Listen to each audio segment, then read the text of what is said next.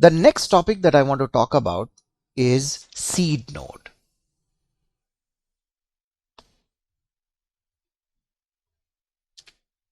And as part of the seed node discussion, right, I will introduce a small part of the overall bootstrap process. Bootstrap process, as the name suggests, is a process by which Cassandra cluster forms itself for the first time. Before we really look at the seed node, let's look at a common sense question. What is a recruitment department in any organization? The sole purpose of that organization is to fire as well as hire.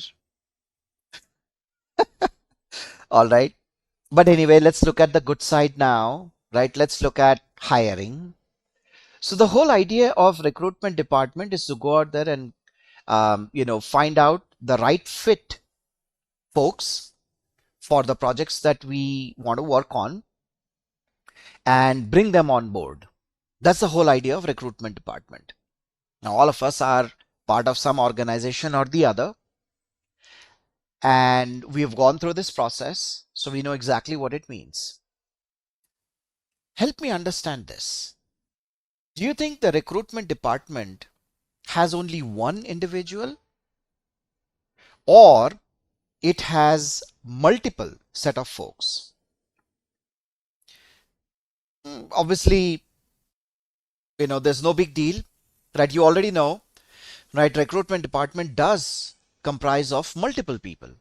And the reason why that is the case is because if one person is not available or is on potential or on leave, you really don't want to grind your operations to a halt. You can have other, folks take care of the recruitment activities. So why don't I take that as an example and explain the notion of, the bootstrap process, the very first step.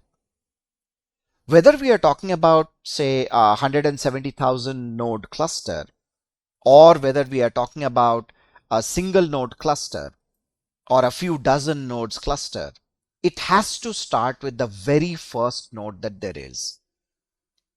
So here's an example. Suppose there is an entrepreneur who's basically starting his startup. And what he wants to do is to set up his organization, but he being the very first individual, what does he have to do? Do you think he has to give an interview to himself to start his own startup? That makes no sense now, doesn't it?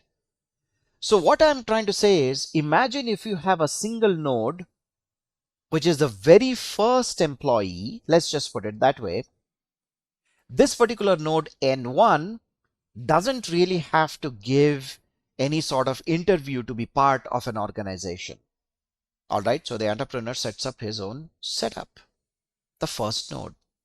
What am I talking about? Imagine this is a machine with Cassandra installed, with all the dependencies, etc. And you're saying the seed node is myself. So the seed list is equal to N1. So I am node N1. Think of N1 as the IP address. Think of seed list, which is this you can specify in a configuration file in Cassandra, and you're setting it to the same.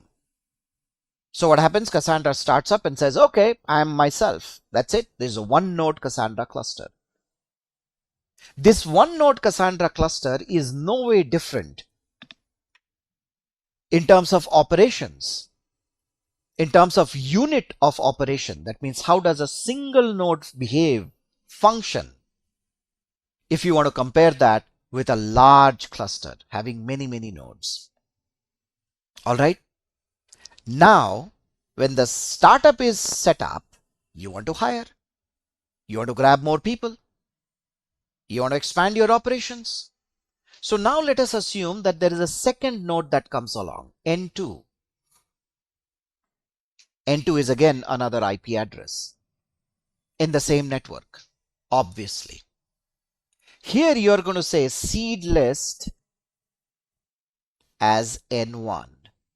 In other words, now if somebody wants to join the organization, obviously this node N2 has to give an interview to N1, recruitment department. So the moment you start N2, again, N2 has an operating system, Cassandra setup, configuration done. In the configuration file, I'm specifying the seed nodes as N1. So because N2 is not the same as N1, when Cassandra is starting up for the first time, it realizes, oh, wait a minute, there seems to be an existing cluster. And I need to contact N1 to figure out who the existing peers are, what the existing topology of the cluster looks like. So what does it do? N2, when you start up, it handshakes with N1.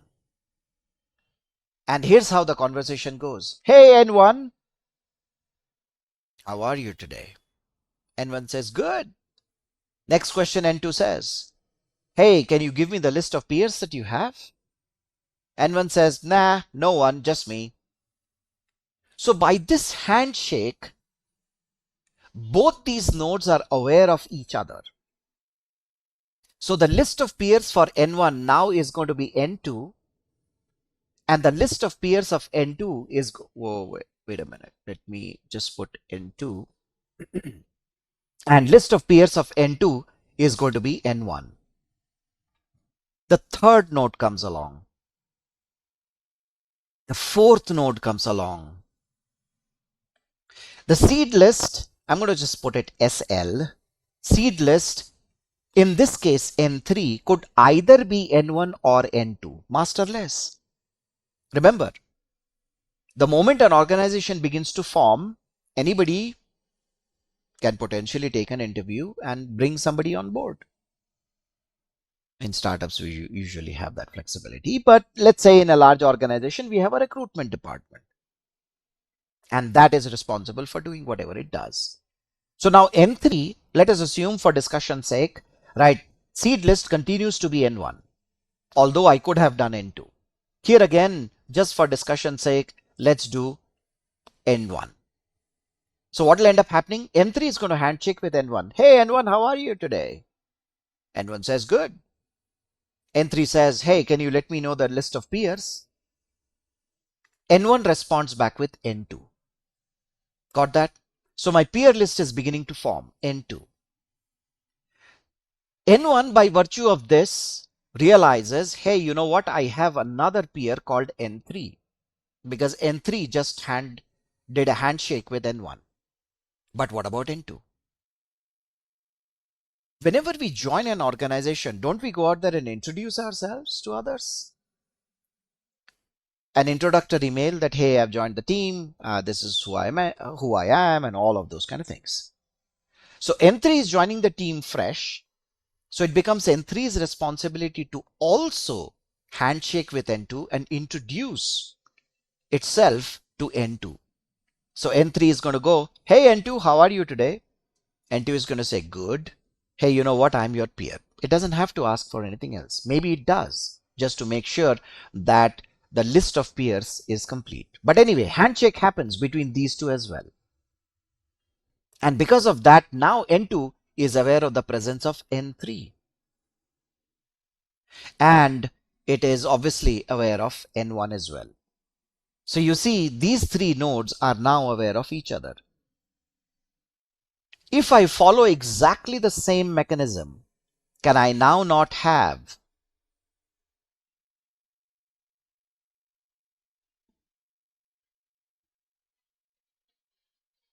this as the list of peers? This has worked perfectly well with 4. Obviously, there is nothing in here that won't make it work for 4,000. There's nothing in here that's not going to make it work for 170,000. This is how you form your cluster.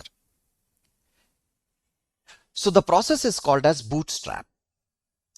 And when the node comes up for the very first time, it looks at the seed node, goes out there and handshakes with that seed node, and then figures out who the set of peers are, and stores the list of peers in its own memory, and uses that peer list to handshake with the list of machines, list of IP addresses that are out there.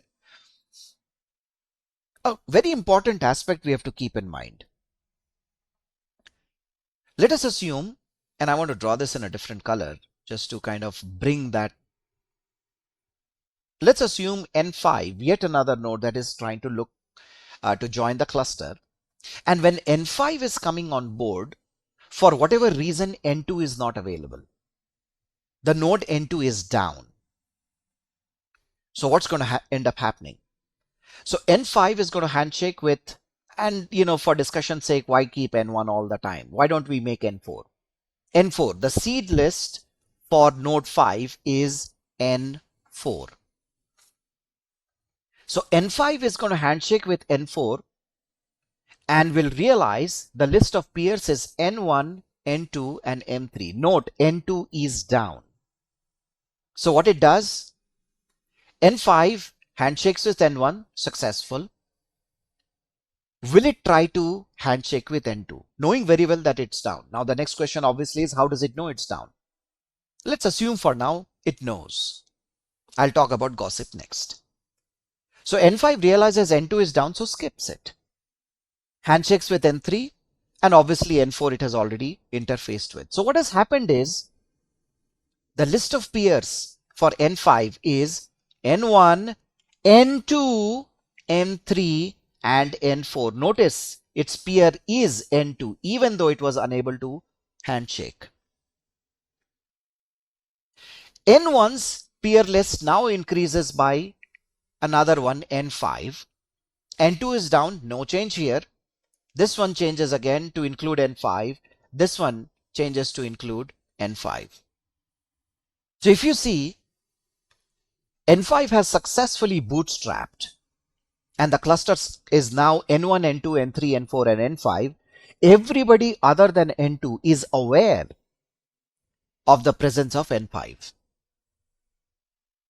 So now the biggest question is, when does N2 know? So what will end up happening is, when the administrator fixes this node and this node comes back up after a period of downtime, the first thing that N2 will do when you start up Cassandra in there is it's going to go through the list of peers that it knew before it went down. And it's going to start handshaking just like how it did when it joined the node for the first time again. So it's going to go back and ask N1, hey, you know what, N1? I was down. What happened while I was down? Would you know? N1 says, yeah, you're right. There's a new node that has joined the cluster, by the way. And that IP address is N5. Oh, okay. Thank you, N1. Next, N3. Hey, what did I miss? N3 says the same thing. Hey, you missed joining of N5. You missed it. N4 does the same. So what does N2 do? It also handshakes with N5. So when the node, a downed node, comes back up again, you will see in the console that the downed node is again handshaking with the existing nodes. And by that handshake, it becomes aware of the presence of N5. Now, the list of peers includes N5. So the process of seeding or bootstrapping is not just building the peer list when the node comes up for the first time. It is not just that. It is also a process that kicks in when the node comes back after being down for a specific period of time.